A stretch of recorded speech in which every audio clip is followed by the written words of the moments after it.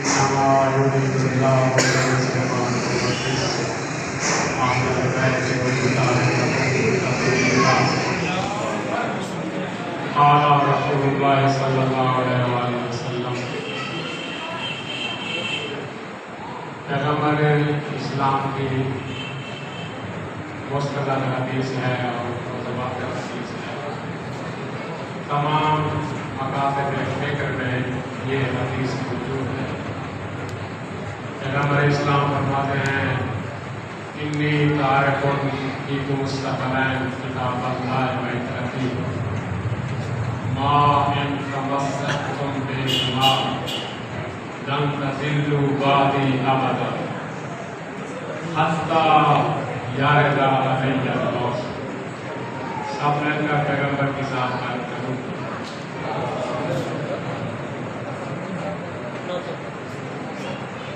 پیغمبر اسلام فرماتے ہیں کہ میں تمہارے درمیان دو چیزیں چھوڑ کر جا رہا ہوں، اللہ کی کتاب اور میری اطاعت. جو ان دونوں چیزوں سے تمسک کرے گا، وابستہ رہے گا، وہ نجات ہے. ما ان تمسکتم بہما لن تضلوا بعدی ابدا. میرے بعد کبھی گمراہ نہیں ہو. حتی یرد علی الحوض، یہاں تک کہ حوض کوثر پر پہنچ جائے. قرآن کی عظمت کے لیے اتنا کافی ہے. پیغمبر اسلام فرماتے ہیں یہ ایک ایسا نور ہے جو کبھی ادھم نہیں ہوتا. یہ ایسا چراغ ہے جس کی قندیلیں ہمیشہ روشن رہتی. فرماتے ہیں کہ ایک شخص بروز محشر قیامت والے دن اس کے سر پر تاج کرامت ہوگا. لوگ پوچھیں گے کہ یہ کوئی نبی ہے، ولی ہے، یا کوئی نبی کا وسیع اور جانشین ہے؟ آواز قدرت آئے گی نہیں، نہ یہ نبی ہے، نہ یہ وسیع ہے، نہ کسی نبی کا جانشین ہے، بلکہ یہ وہ شخص ہے جس نے اپنے بیٹے کو قرآن مجید پڑھایا تھا. قرآن مجید کی عظمت ہے. فرماتے ہیں قرآن مجید پڑھنے والے پر ہر چیز استغفار کرتی ہے، یہاں تک کہ حتی بحر الحوت، یہاں تک کہ فرماتے ہیں سمندر کی مچھلیاں بھی اس کے لیے استغفار کرتی ہیں. قرآن مجید پڑھتے ہیں.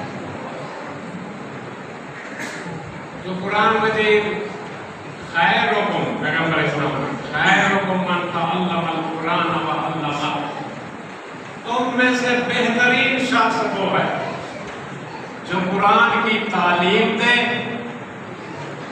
قرآن خود پڑھے اور پھر خود قرآن کی تعلیم دے. خیرکم من تعلم القرآن وعلمہ، قرآن سیکھے اور پھر سکھائے. یہ نہیں کہا تم میں سے سب سے بہترین شخص ساری رات عبادت کرنے والا، سارا دن روزے رکھنے والا نہیں. فرمایا قرآن کی تعلیم. قرآن کی عظمت کے لیے کافی ہے. پیغمبر اسلام کا فرمان جو میں نے آپ کی خدمت میں عرض کیا ہے. آپ تھکے ہوئے ہیں، عبادات سے ابھی فارغ ہوئے ہیں.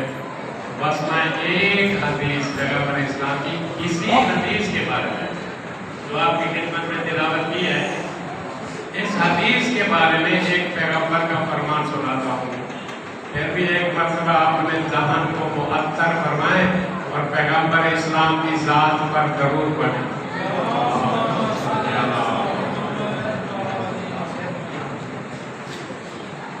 گویا کہ پیغمبر اسلام در حقیقت یہ فرمانا چاہتے ہیں کہ تمسک ما ان تمسکتم بہما، तुम इन दोनों से जुड़े रहो।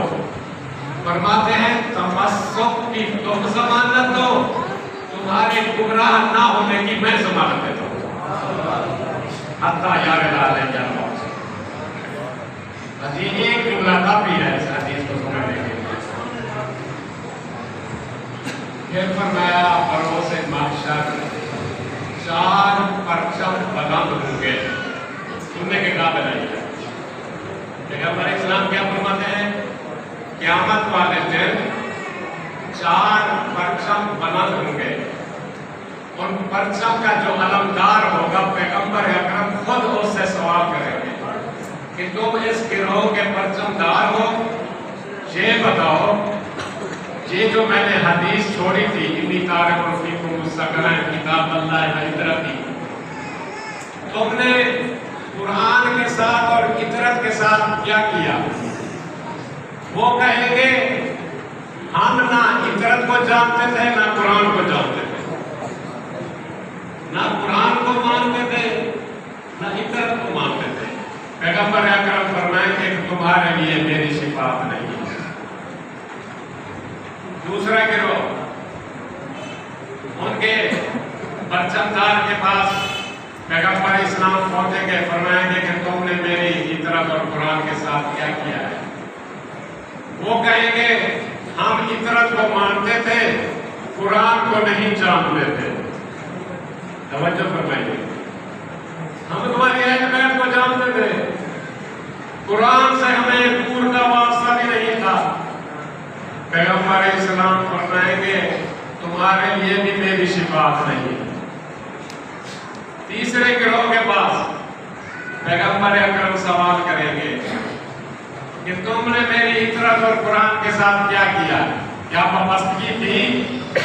मैंने जो कहा था इन्नी तारिकुन फीकुम मुस्तक़िलन किताब अल्लाह व इतरती, तुमने क्या किया? वो कहेंगे हम कुरान को तो हमने दामन पकड़ा था, कुरान पढ़ते थे, लेकिन तेरी इतरत से हमें दूर का वास्ता नहीं था। पैगंबर अकरम फरमाएंगे जाओ, तुम्हारे लिए भी कोई शिफाअत नहीं, बस एक गिरोह रह जाएगा।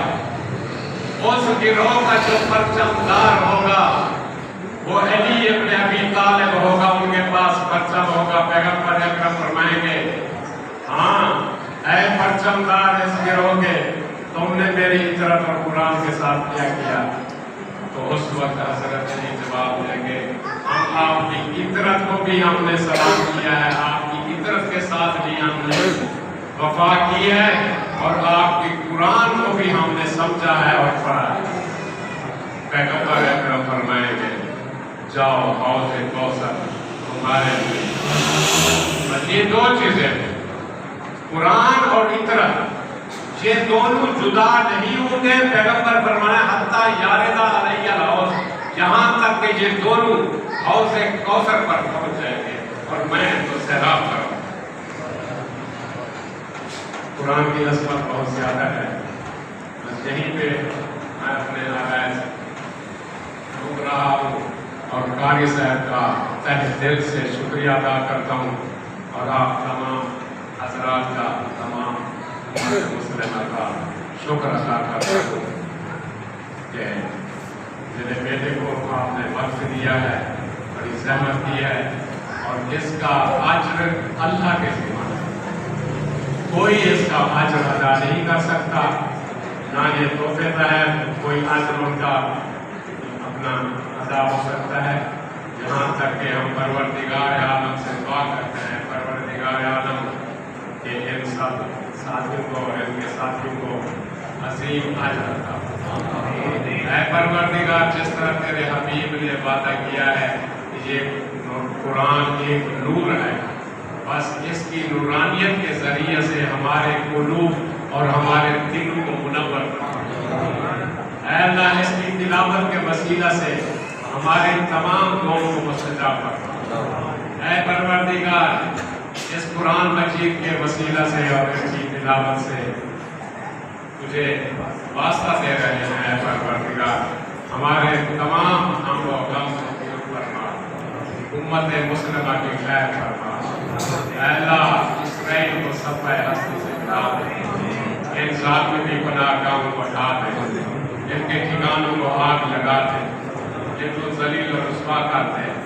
हमारे फलस्तीनी भाइयों को आज़ादी और कामयाबी अता फरमा, हमारे कश्मीरी भाइयों को आज़ादी और कामयाबी अता फरमा, पाकिस्तान को इस्तेहकाम नसीब फरमा, आलम इस्लाम से दहशतगर्द और ज़ालिमीन का खात्मा फरमा, हमारी तमाम इबादत को मस्जिद में नमाज पढ़ने वालों को अजर नसीब अता फरमा। परवरदिगार सबका मोहम्मद व अहले बैत मोहम्मद तेरी बारगाह में मुल्तमस हैं, जितना अरसा इस मेरे बेटे ने कुरान शरीफ पढ़ा है उसका कसीर सवाब तो पहले 4 मासूमीन मेरे चाचे अमजद मेरे दादा हाजी गुलाम हुसैन उनकी कब्र और मरकज को मुनव्वर कर। ऐसा तुझे अपनी अज़मत कर हमारी तमाम दुआओं को इस्तेजाब कर। रब्बना तक़ब्बल दुआ इन्नका अंतस समीउल अलीम। सल्ली अला मुहम्मद व अलैहि